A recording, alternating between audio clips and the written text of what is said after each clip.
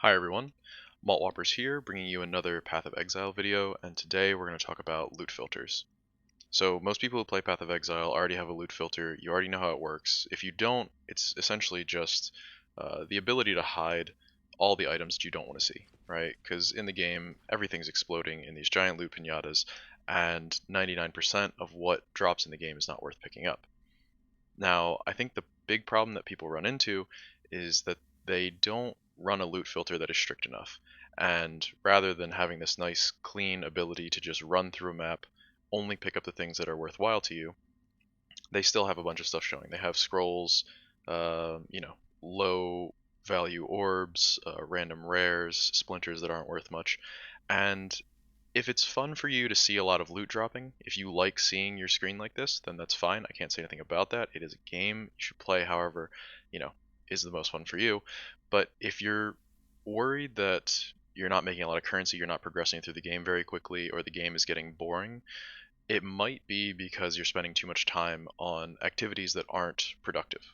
So in Path of Exile, I think that there are really only two or three reasons why you would do any particular activity, right? Either it's profitable, it's fun, or you have to do it, right? So of course you have to level a character, you have to go get your passive points, you have to finish your ascendancies, whether or not you think it's fun or profitable.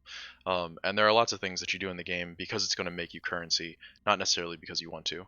And then besides that, you should just be enjoying the game. So if you know if you enjoy this, then keep doing that. Um, but the one thing that I notice is that people will still leave some of these things up. And is it fun to be walking around in a map, picking up augmentations, chromatics, splinters that aren't worth anything, a bunch of rares? Is this, am I having fun right now, right? I'm going back to my hideout. I'm identifying this stuff that I don't need. It's all bad. I talk to Zana. I sell this junk. And now I have 3 more alterations than I did before.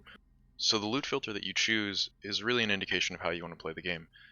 Do you want to spend your time building up currency slowly by picking up a lot of sort of marginal items, or do you want to just be blasting through maps and looking for those high value items? So for instance, that map that I just did, because of the delirium, it dropped a couple scarabs, it dropped some piles of splinters that I was willing to pick up, and it also dropped some nice things. I got distant memory, some stack decks, and if we look at the currency value of these things, I just went and price checked them. The distant memory was worth about 60C. Some of these red maps are worth anywhere from like 3 to 5C. Stack decks are worth maybe 2C, and some of these other things are 1C, and that's not bad, right? I'm willing to stop my gameplay to go over and pick up a red map because it's worth a couple chaos, and I think most people are. The difference, I think, is that other people are willing to stop their gameplay to go pick up an augmentation or a chromatic. And depending on where you're at in the game, that can be fine, right? This doesn't necessarily hold for solo self-found, where you need to be picking up anything that's useful to you, or early on in the league, where maybe you need to build up currency because you can quickly turn that around for improvements in your character. But speaking now, pretty late into the league, we're several weeks into it, a lot of things that would be worth picking up earlier are definitely not worth picking up now. So, for instance, in this league, Splinter of Esh is definitely not worth picking up because of the Delirium mechanic, which is now dropping a ton of Breachstones, like more than anyone could ever need. And so, Esh's Breachstone, like the actual Breachstone made up of 100 splinters, is now worth 1 chaos, which means each splinter is worth 1/100th of a chaos. That's less than Scrolls of Wisdom are going for right now. That's less than probably like an alchemy shard. So, do you want to be stopping your gameplay to pick up 1/100th of a chaos? If you really want Esh's Breachstone, you're probably in a position where you can just go and spend a chaos and buy one. And so that's why when you decide on your loot filter, you want to make sure that you're hiding the things that are worthless or essentially worthless, or things that you can more efficiently get just through trading with other players. So if I've convinced you that it is worth having a stricter loot filter, how do you go about that? Where do you get it? What is the rationale behind choosing what to show and what to hide? So this is the Filterblade website, and again, people are probably familiar with this, and there's nothing wrong with just picking one of the Neversinks filters, especially if you're new to the game or you don't trust your game knowledge enough. I would just, work your way up these and see if they feel good, right? So for instance, like the very strict filter is pretty good for most players, I would say. You can go to the simulate tab and you can see what, you can generate loot and see what's being hidden and what's being shown. And so for some people, when they go through this process, you kind of have to get over that gut feeling of like, oh no, what if I'm hiding something worth picking up? And again, you just have to trust that the loot filter is designed with a certain currency threshold in mind, right? It's only going to show things that are worth maybe an alchemy or more, or a chromatic or more, right? Which means that the average price of some of these things is just so low that it's not worth taking the time to pick it up. So as you go through the game, especially later into the game, as maybe you have more currency, you don't care so much about picking up every chromatic. You want to, maybe bump yourself up to the next one to see what that's like. And if we do that, we're going to see that more things are being hidden, right? Um, Here we're still seeing alterations, but for the most part, a lot of low currency, low value items are being hidden. So why would you customize a filter? That has mostly to do with personal preference or recognizing places where you want to pick up items that a filter would otherwise hide, or vice versa. So what we can do is customize it, and if we can look at the last filter that I customized, which was actually pretty far back in the league, and so it's probably not quite where I would want it at this point, but it looks like I used very strict as the base filter, and then if you go to the customize tab, you can look at each of these areas and change them in some way. So it looks like I made a couple changes, and I guess let's just like talk about why I made those changes and whether or not they're the kind of changes you would want to make. So under vendor recipes, right, a lot of people like to pick up chromes, they like to pick up gem cutters prisms. I usually don't. Um, I think for this one I hid some of the lower quality gems. I just wanted 20% and maybe 14 and above, just to sort of cut down on the amount of gems that we're building up.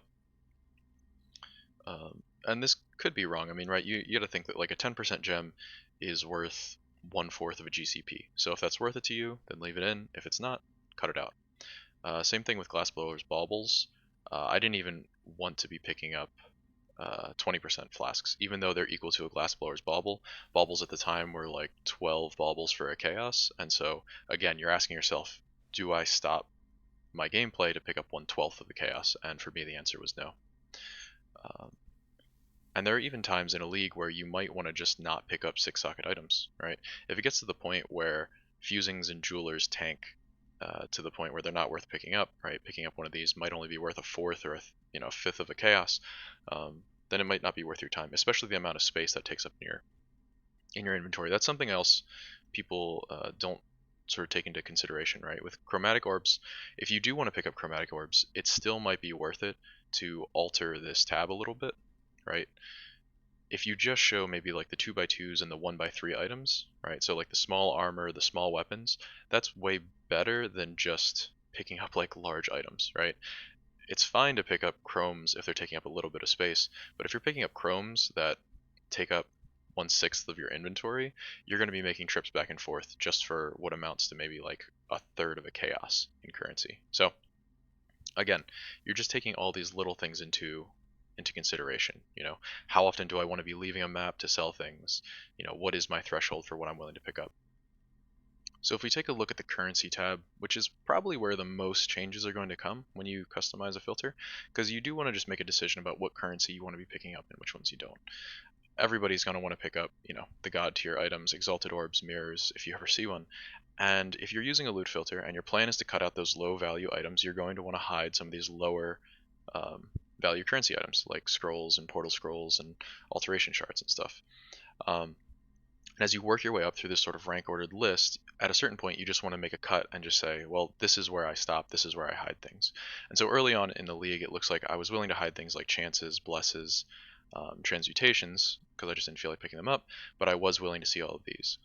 So now if I was going to change this to be a little more strict to meet my own needs for how I play, I would probably hide this one, but I might move. I do like engineer's orbs, and I think I would still be willing to pick up fusings if they drop, and maybe sextants, right? But the rest of this stuff, jeweler's orbs, augmentations, silver coins, orbs of binding, abrasive catalysts, I don't really need them. I don't really want them, and so I'll just leave them hidden. Another common place for people to make changes would probably be in the uniques and the div cards. So uniques, there's nothing wrong with having them drop. They're not bad for vendoring, especially if you need alks early on in the league.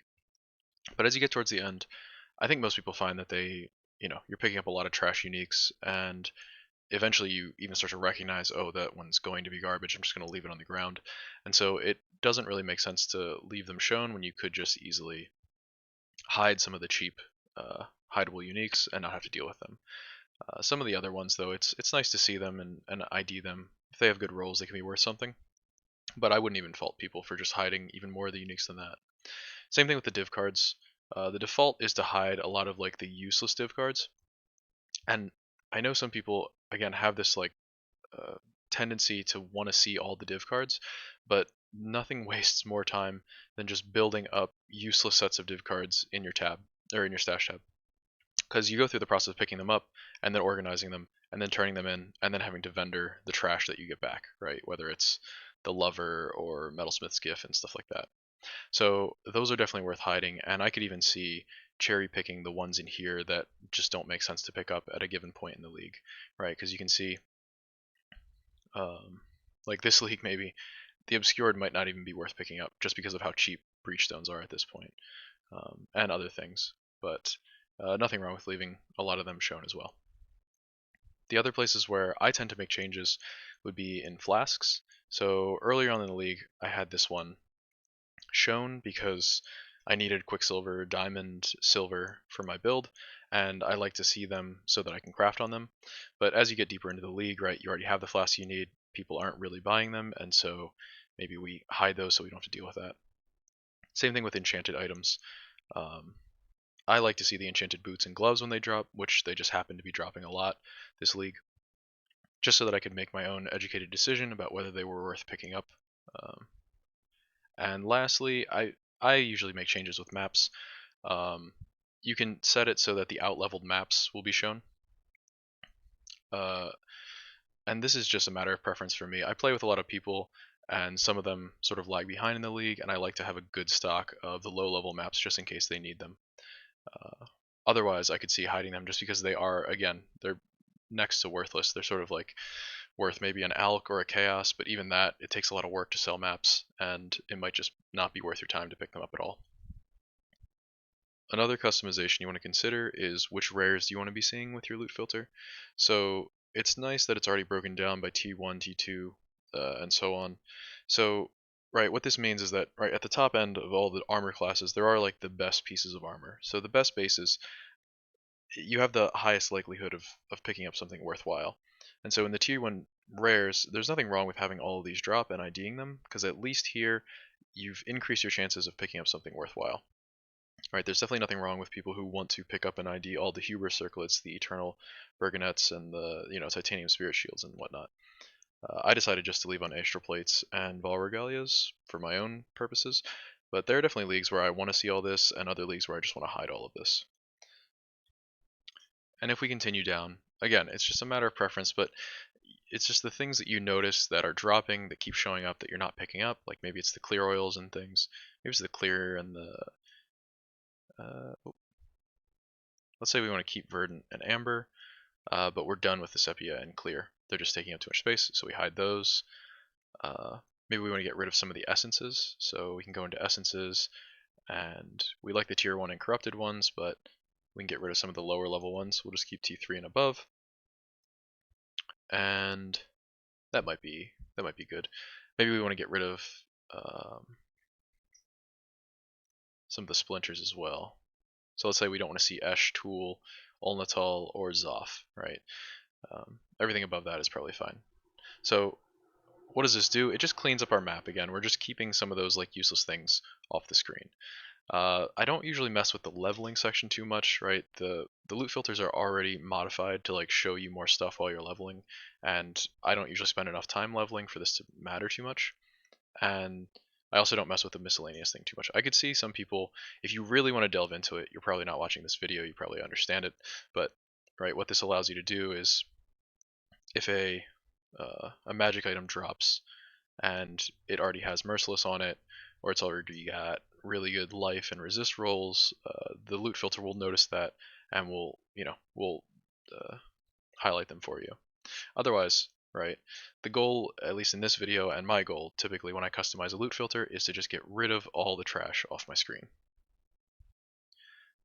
And there are other modifications you can make if you want.